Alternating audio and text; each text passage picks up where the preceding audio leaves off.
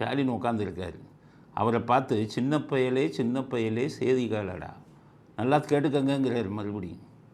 சின்ன பயலே சேதி கேளடா, நான் சொல்ல போற வார்த்தை நல்லா எண்ணி பாரடா, நீ எண்ணி பாரடா. ஆளும் வரணும், அறிவும் வளரணும், அதுதான்டா வளர்ச்சி.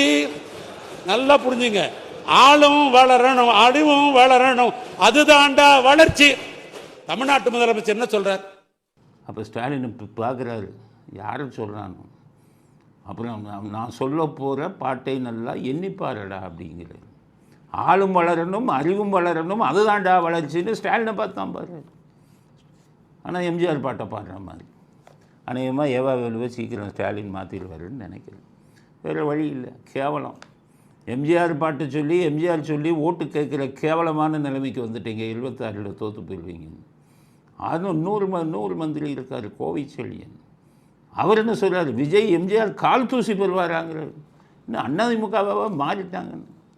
விஜய் கால் தூசி பெறுவாரா அப்படிங்க. உண்மைதான், விஜய் கால் தூசி பெற மாட்டார். அவருக்கும் எம்ஜிஆர் மேலே எந்த பற்றும் இல்லை. எம்ஜிஆர் படத்தை வச்சுக்கிட்டு எம்ஜிஆர் நினைவு நாள் இன்றைக்கி ஒன்றும் பண்ணலை.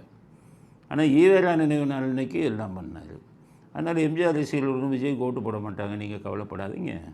அதே மாதிரி ஏமாந்து உங்களுக்கும் அவங்க ஓட்டு போட மாட்டாங்க அப்படிங்கிறது புரிஞ்சுக்கோங்க. எம்ஜிஆர் புராணம் தொடர்ந்து பாடுங்கள் திமுக தலைவர்கள், ஸ்டாலினையும் சேர்த்து. ஆனால் ஒரு அதிமுக தொண்டனும் உங்களுக்கு ஓட்டு போட மாட்டான்.